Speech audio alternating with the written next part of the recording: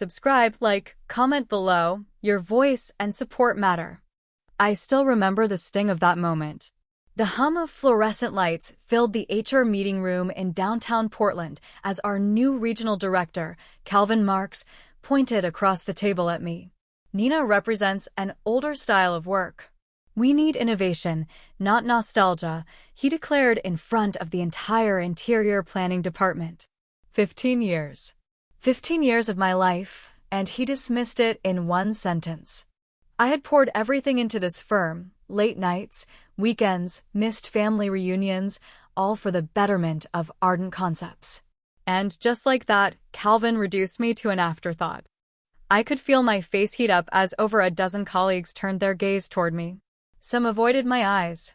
A few watched closely, curious to see how I would react. My hands trembled beneath the table, but I refused to let it show. Any questions about this new direction? Calvin asked, as if he hadn't just humiliated me in front of my peers. Silence. My voice wouldn't come. Part of me wanted to stand up and speak the truth. Another part wanted to run out and cry in the stairwell. But I didn't move. I couldn't. I sat paralyzed, the shock anchoring me to my seat.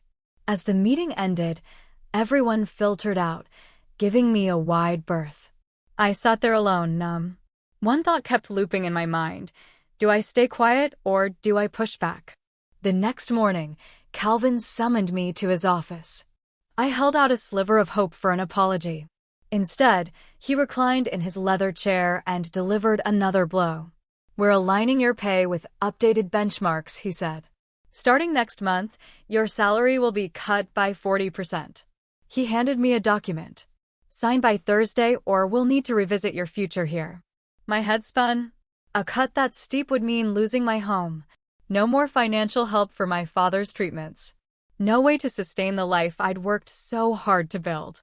Why? I whispered. Calvin didn't even blink. The executive team reviewed contributions versus compensation. It's not personal. Not personal?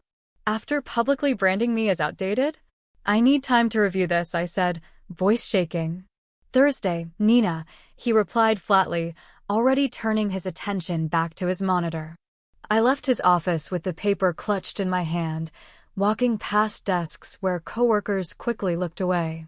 I made it to the third-floor restroom before tears started falling. That night, I'd barely slept. 2 days had upended 15 years of stability. While I was clearing out old project folders the next morning, Marina, our longtime procurement lead, tapped on my door. You free for a minute? She asked, voice thick with emotion. I nodded, and she slipped inside. Let me guess, I said. Salary cut? She shook her head, eyes glistening. Worse. They're slashing my hours, I'll lose my health benefits. My son's insulin costs $900 a month without it. Her voice cracked. My sorrow turned into fury. This wasn't just a budget trim, it was an orchestrated purge. Is this happening to anyone else? I asked. Marina nodded. Elliot from technical design. Gloria from the resource team. If you've been here more than 6 years, you're on the list. That's when it hit me. They weren't just tightening budgets, they were making room for younger, cheaper hires. Replacing loyalty with cost efficiency. This is wrong, I said, my voice low but steady. Marina reached for my hand. What do we do now? Companies don't exactly line up to hire women our age. I don't know yet, I replied. But I'm done staying quiet. I don't have all the answers yet, I said. But I'm not going to just roll over.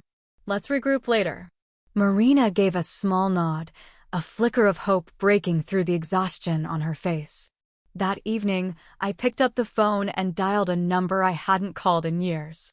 Thomas Kincaid, founder of Ardent Concepts and the man who first hired me 15 years ago. He had sold the company to Venturian Holdings 3 years back when he stepped into retirement, but we still exchanged holiday notes. Nina? What a lovely surprise, he said warmly when he answered.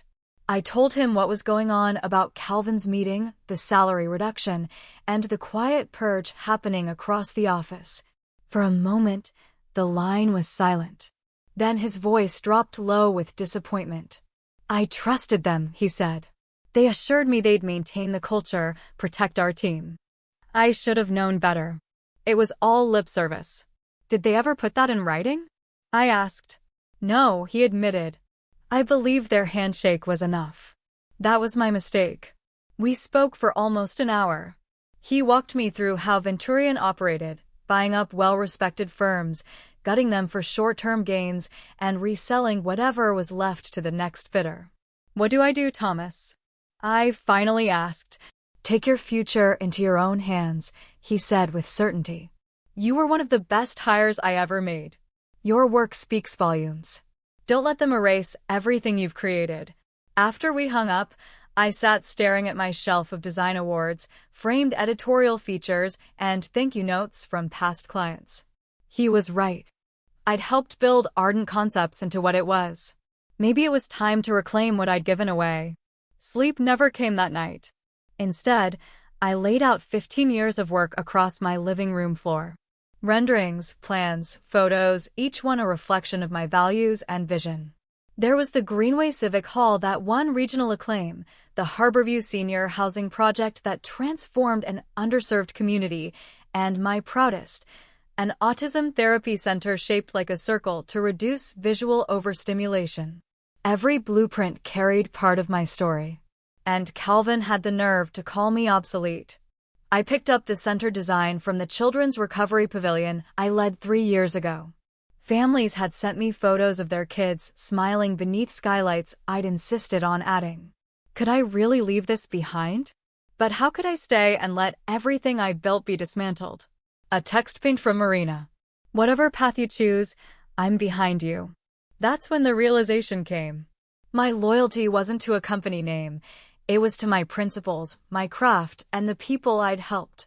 My reputation, my relationships, my skills, those belonged to me. They couldn't be bought or fired away. For the first time since the ambush in that conference room, I felt steady. Maybe I didn't have to rebuild alone. Maybe I could start over on my terms.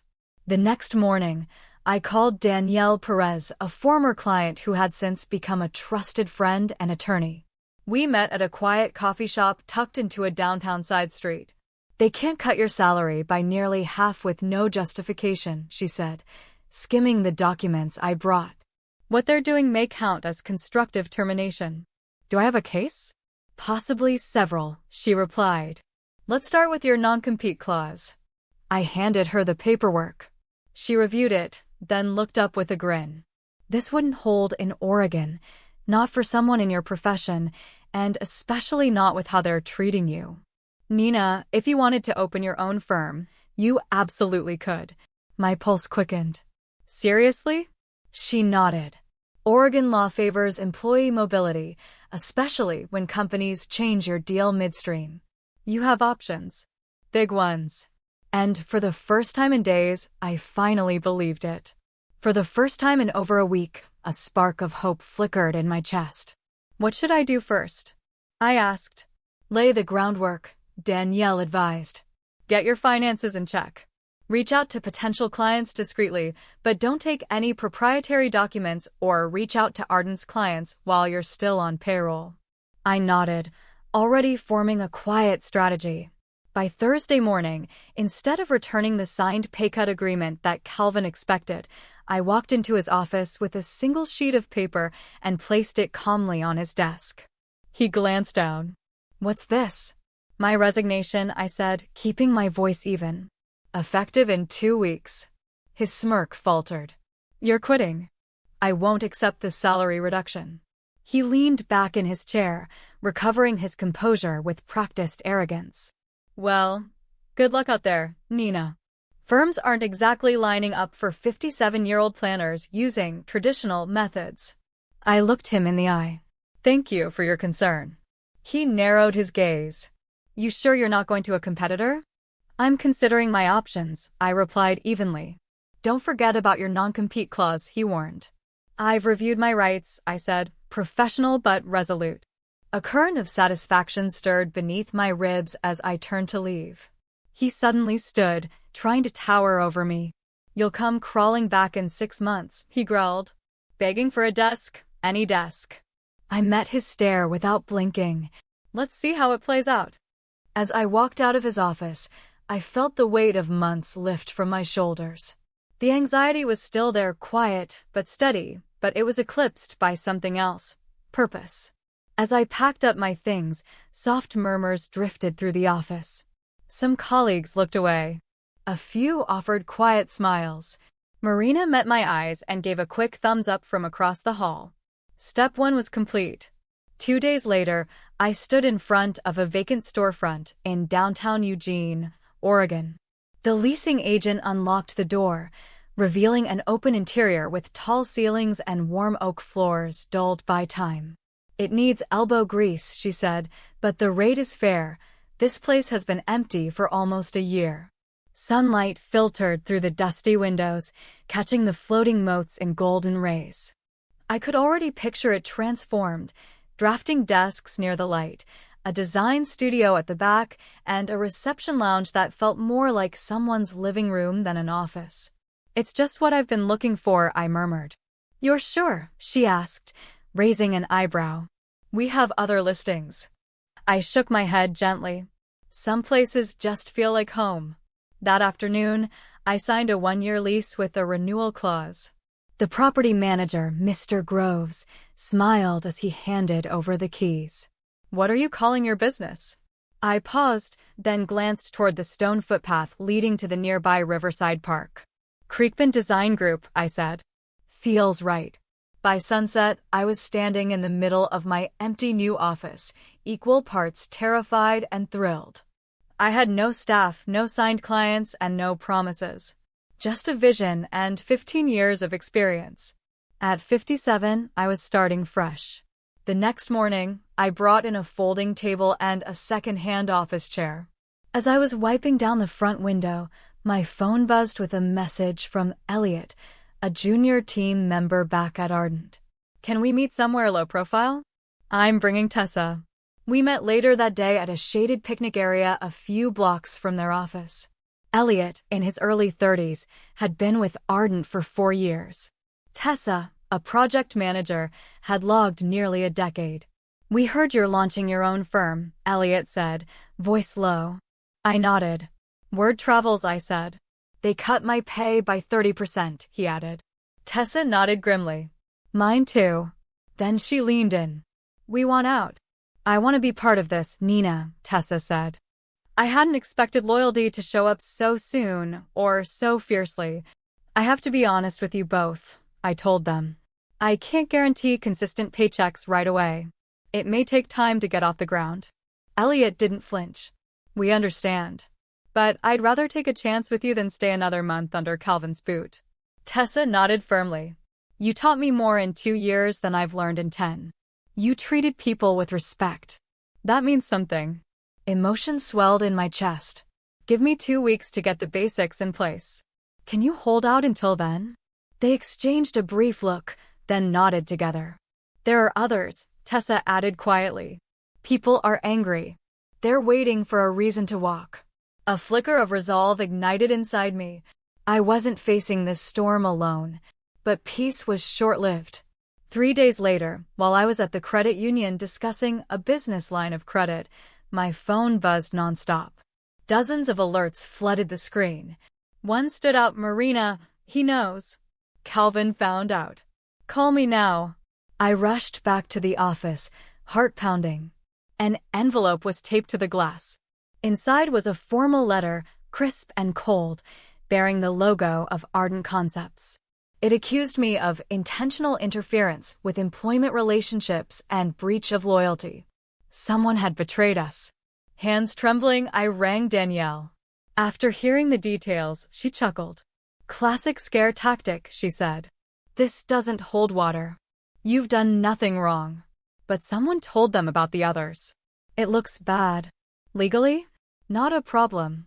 You didn't initiate those conversations. They came to you. And there's no enforceable non-solicit clause. You're in the clear." Relief washed over me like rain after drought. "What should I do with this letter?" "Frame it," she said with a smile in her voice.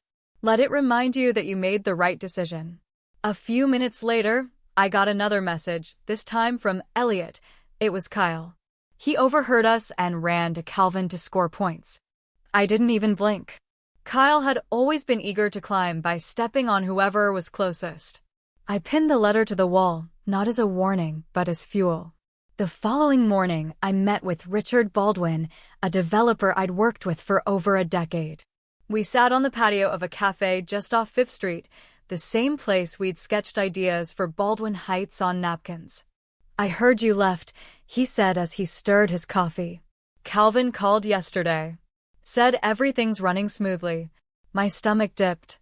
I wasn't planning to chase clients, but I'd hoped some might drift my way. "I genuinely hope the projects go well," I said. "The team still there is capable." He set his cup down and looked me straight in the eye. "Nina, most architects care about buildings. You care about the people who live in them." I blinked. "That's kind of you to say. That senior living campus you designed for us? Residents are still asking for you by name. We've never had that kind of retention or satisfaction." "That's not luck." I swallowed. "What are you saying?" "I'm saying I have 3 major builds next spring, and I want you leading them."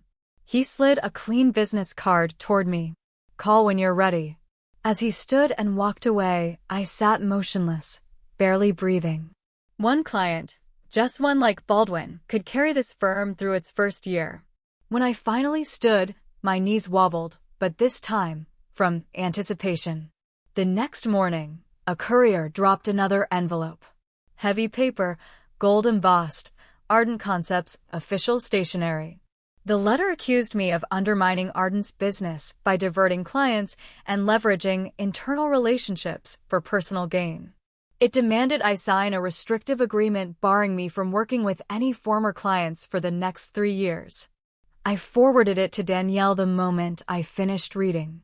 "This is absurd," she said flatly after reviewing it. "They're overreaching because they're desperate. Oregon law doesn't grant firms ownership over client loyalty. Clients decide who they want to work with. End of story. So, I don't have to worry?" "Not exactly. We'll send an official reply. I'll draft it myself. We'll make it clear that continued pressure could be considered harassment. Let's remind them that clients aren't property." Relief spread through me, but it was quickly overtaken by anger. Calvin wasn't protecting a business. He wanted to erase me, to ensure I didn't rise again. That evening, I framed the second letter and hung it beside the first. Not out of pride, but purpose. Each threat only hardened my resolve. Every accusation reminded me why I had to thrive. Later that week, Tessa and Elliot stopped by to discuss joining Creekbend formally. Elliot glanced at the wall. "Is that what I think it is?" "Proof," I replied, "of how badly they underestimated us." 2 weeks after I walked away, cracks began to show at Ardent. Marina filled me in over sandwiches at a quiet corner cafe. "It's unraveling," she said. "Calvin handed off your projects to interns. Clients are frustrated, deadlines are being missed, and revisions are piling up." I sighed, genuinely saddened. I had nurtured many of those relationships carefully over the years. "That's a shame." She leaned in. "The Riverwalk Pavilion?" Kyle botched the logistics so badly the contractor went straight to the top. I grimaced. That project involved delicate zoning and historical compliance. One misstep could stall construction for months. "The funny thing is," she added, "clients aren't blaming you. Calvin keeps spinning this story about you being outdated and replaceable. But they're not buying it. Several are asking where you went." As if on cue, my phone buzzed with another email. "Heard you launched your own firm. Can we set up a meeting?" It was the 5th such message in a week. I hadn't advertised. Word had simply spread, my name still carried weight in the industry. "I should head back," Marina said, glancing at her watch. "But Nina, Ardent's falling apart without you. Everyone can see it." I gave her a soft smile. I didn't want to celebrate the firm's decline, but I couldn't ignore the quiet vindication, either. Just 3 weeks after launching, Creekbend was gaining traction and attention. That afternoon, I welcomed an unexpected visitor, Marcus Chin, the CEO of Redwood Atelier, one of the largest architecture groups on the West Coast. He stepped into my modest space and glanced around with a thoughtful expression. "Word is you're building something special here." I thanked him, curious why someone of his stature had come in person. "I'll be direct," he said. "We'd like to acquire Creekbend. You'd join our executive team, retain leadership, and gain full access to our national resources." He handed me a sleek folder. Inside, a generous offer. Salary, benefits, expansion support, the kind of deal most architects only dream of. I looked up, stunned. "Why now?" Marcus offered a knowing smile. "Because disruption is rare. And you've clearly become one." "Let's call it what it is, strategic timing," Marcus said with a tight smile. "You've proven you're capable, and frankly, we'd love to weaken Ardent while they're exposed." In that moment, everything clicked. This wasn't admiration. It was exploitation. He didn't value my vision, he wanted to use it as leverage. "I'll need time to think this over," I replied calmly. After he left, I sat alone in the quiet office, staring at the proposal. It promised stability, funding, structure, everything but the one thing I refused to sacrifice: autonomy. I wanted the freedom to design without layers of corporate red tape, to lead without compromise. That night, I ran the offer through the shredder and didn't look back. Exactly 1 month after Creekbend officially launched, I stood in front of the people who had taken the leap with me. Tessa and Elliot had joined 2 weeks earlier, and today, Marina nervously took her seat beside them. She had finally left Ardent the day before. "Welcome to the first full day of Creekbend Studio," I said, popping the cork on a modest bottle of sparkling cider. "We may not have a lobby or even matching chairs yet, but we have heart, and we have each other." Laughter echoed off the empty walls as we raised paper cups. For determined people challenging an established firm bankrolled by private equity. It was bold, risky, and completely worth it. "I wish I could offer more than basic salaries for now," I admitted, "but when we're profitable, you'll all receive equity shares." "We didn't come for the pay," Marina said with a smile. "We came because we believe in this." "To respect and purpose," said Elliot, raising his glass. "And freedom," added Tessa, her eyes shining. Emotion caught in my throat. "To fresh starts." After the toasts, we dove into work. Our first big opportunity, a proposal for a local creative hub, was due in 24 hours. We huddled around sketches and laptops, pushing ourselves well into the night. There was stress, sure, but also energy, laughter, collaboration. For the first time in years, I saw what a healthy work environment could look like. The finished pitch was better than anything I could have done on my own. I arrived the next morning to find Mr. Groves, our landlord, standing outside. He looked uneasy. "Nina, I need to speak with you," he said, wringing his hands. "A representative from Ardent called yesterday. He offered to double your lease rate if I'd end your agreement early." My stomach sank. "Let me guess, Calvin?" He nodded. "Said you were on shaky financial footing and it was best to act now." Another cheap shot. I swallowed. "Are you considering it?" His expression hardened. "My dad owned this building before me. He always said, integrity over quick profit." He straightened his back. I told him no. "And, actually, I've got a few other buildings needing design upgrades. You interested?" A grin broke across my face. "Absolutely, Harold." Later that day, I told the team about Calvin's latest move. Instead of frustration, the news fired them up. "He wouldn't be trying so hard to block you if he wasn't worried," Elliot said. Tessa nodded. "Every move he makes proves we're gaining ground." They were right. The pressure meant we were winning. At 2:47 p.m. that Tuesday, the phone rang. I answered on speaker so everyone could hear. "Ms. Bailey, this is Councilwoman Jackson. I'm calling to inform you that Creekbend Studio has been selected for the Arts Walk Pavilion initiative." A stunned silence filled the room, then cheers erupted. We'd just edged out 5 reputable firms, Ardent among them, for one of the city's most anticipated projects. I steadied my voice. "Thank you, Councilwoman Jackson. We're honored to be selected." When the call ended, the entire team erupted into cheers. This wasn't just another contract. It was a visible, meaningful project in the heart of the arts district. The kind of work that didn't just pay bills, it built legacy. We actually did it, Elliot yelled, high-fiving Tessa across the conference table. Marina wiped away tears. They picked us over firms with 3 times the budget and staff. My phone buzzed with a message from someone I knew in city planning. Heads up, Calvin had a meltdown after hearing the news. Claimed the process was rigged. Of course he did. He'd assumed the contract was his for the taking, relying on old alliances rather than merit. While he pitched another glass and steel cliché, we had proposed something inclusive, imaginative, and rooted in the community's needs. That evening, we went out to celebrate at a cozy family-owned bistro downtown. As I looked around at the smiling, exhausted faces of my team, something inside me settled. We weren't just staying afloat, we were truly rising. And we were just getting started. The next day, as I wrapped up a call with a new client, Elliot rushed into my office, his expression tight. "Nina, you need to take a look at this," he said, setting his laptop in front of me. Dozens of 1-star ratings had flooded our Google business page overnight. Poor communication. Missed deadlines. Amateur designs. A void. Accused of stealing intellectual property from a previous employer. My chest tightened. We had only completed 3 projects so far, all with glowing feedback. These were planted. "These aren't real," Tessa said, leaning over my shoulder. "The language is too uniform. It's coordinated." Marina was already texting someone. "My niece works in online reputation.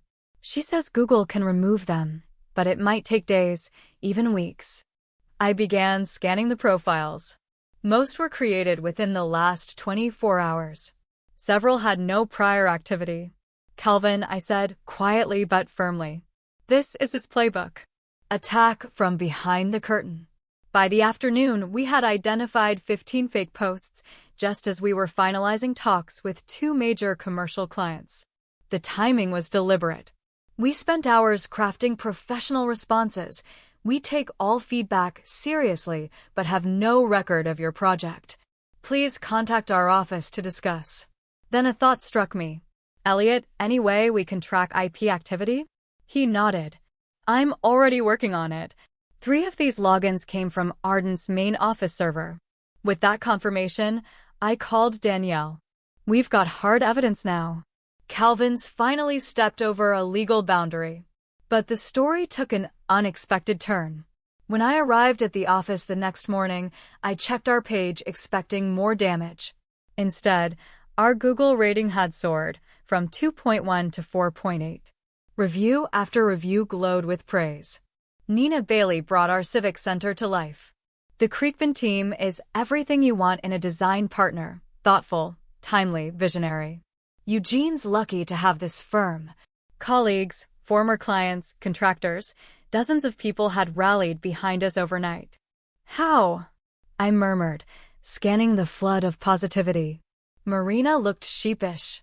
I might have emailed a few friends and mentioned what was happening. That day, the phones rang nonstop.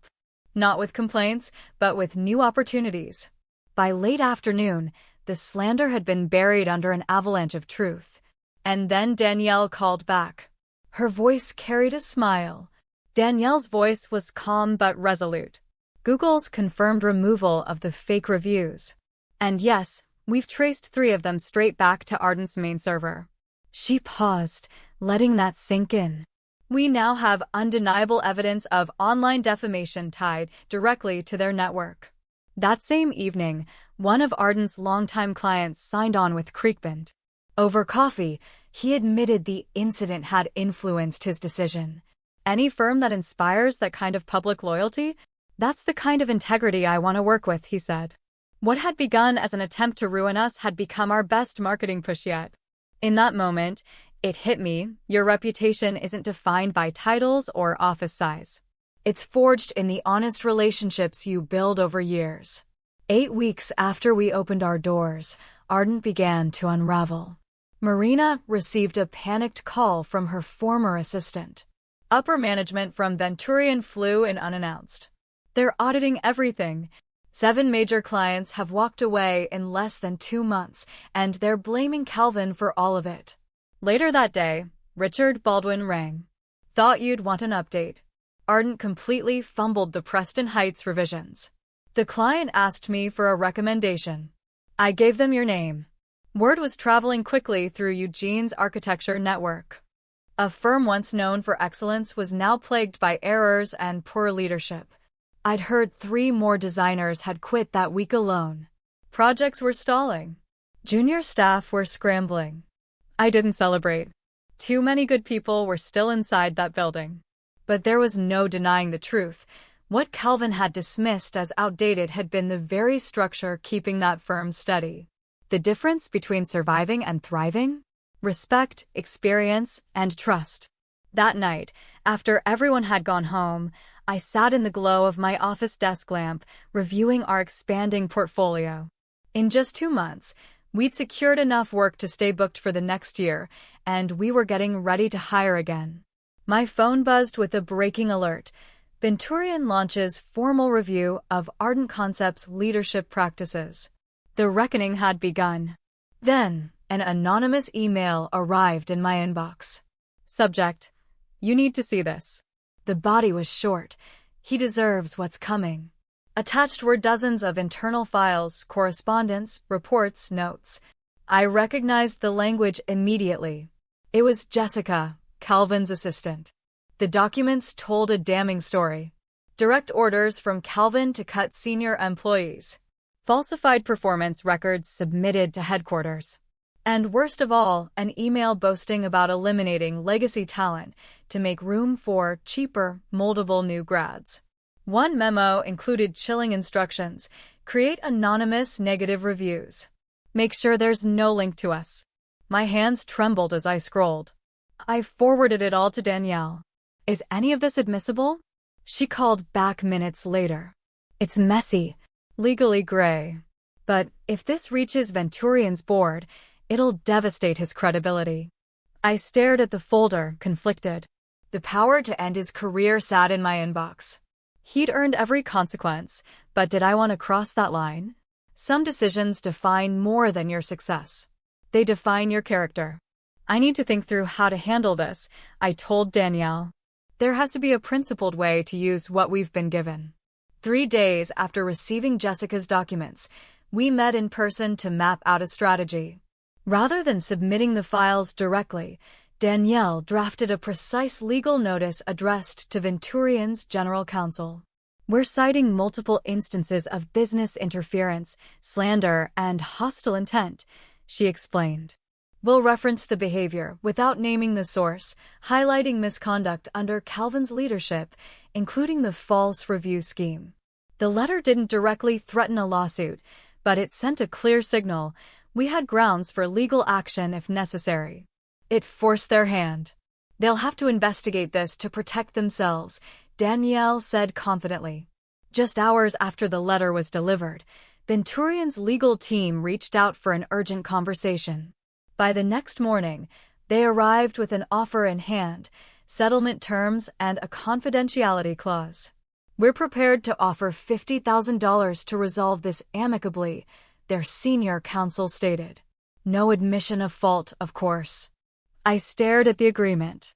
All I could picture was Calvin, standing over me months ago, dismissing everything I'd worked for with a smug remark and a forced grin. No, I said clearly.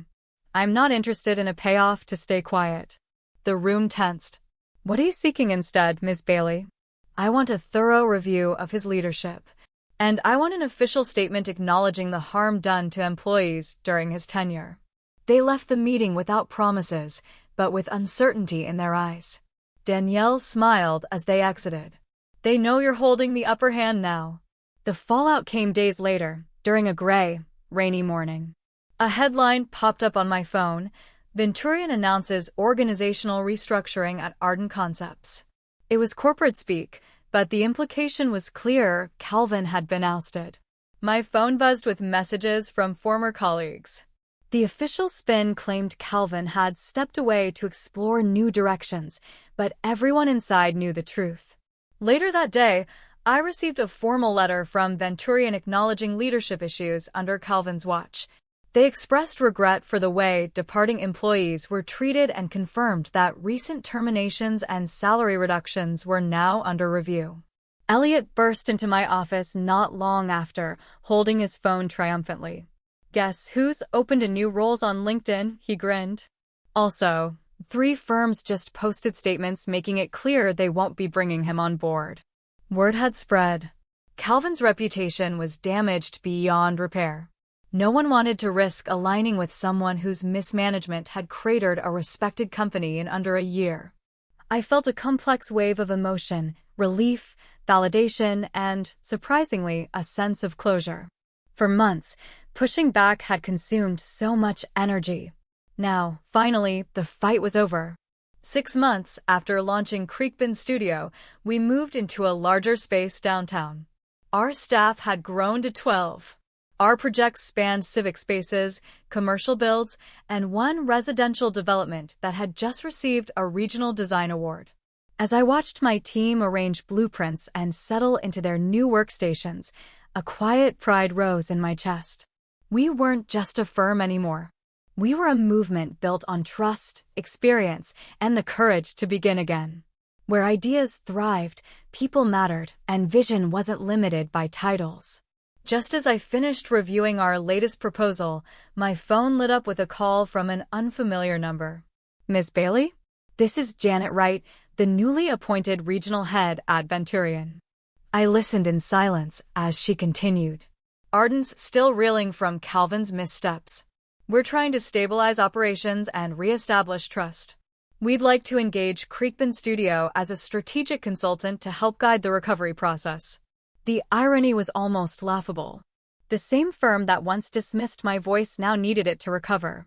"I'm flattered," I replied carefully, "but our focus is firmly on our own expansion. We're prepared to offer a generous arrangement," she added. I kept my tone polite but firm. "I've found that real success means investing where you're valued. I wish you the best, but my priorities lie here." After I hung up, I stepped out into our open studio, where the sound of collaboration, laughter, and productive debate filled the air. This space, this team, was the result of perseverance and belief in something better. That offer? It wasn't a compliment. It was confirmation that we'd already won. Exactly 12 months to the day since Calvin humiliated me in that conference room, I stood in our sunlit gathering space, now filled with 15 driven professionals. Behind me, our walls displayed renderings, community features, and recognitions we'd earned. The atmosphere crackled with momentum. "A year ago, they said we wouldn't make it 6 months," I told the room, pausing for effect. "Today, we're one of the most dynamic design teams in the Pacific Northwest." Applause broke out, spontaneous and sincere. Our name was spreading, requests for collaborations were coming in from Portland, Seattle, even as far as Denver. Marina entered carrying a cake decorated with our signature logo, and the team gathered to celebrate. As they laughed and took photos, I stepped away briefly to my office. On my desk sat a framed picture of our very first day, 4 determined faces filled with nervous hope. I stared at it for a long moment. I'd once thought being labeled a relic was my lowest point. In truth, it had pushed me to claim my own worth. That dismissal had forced me to build something lasting, something free from politics and pretense. I returned to the celebration as Elliot animatedly described our latest project pitch. Glancing around the room, I saw more than coworkers. I saw builders of something resilient and bold. Creekbend wasn't just surviving. We were setting a new standard. I lifted my glass for a toast. "They tried to diminish us," I said, my voice steady and proud. "But in doing so, they made us unstoppable." The glasses rose in unison, and laughter followed. What had once been an ending had become the most meaningful beginning of my career.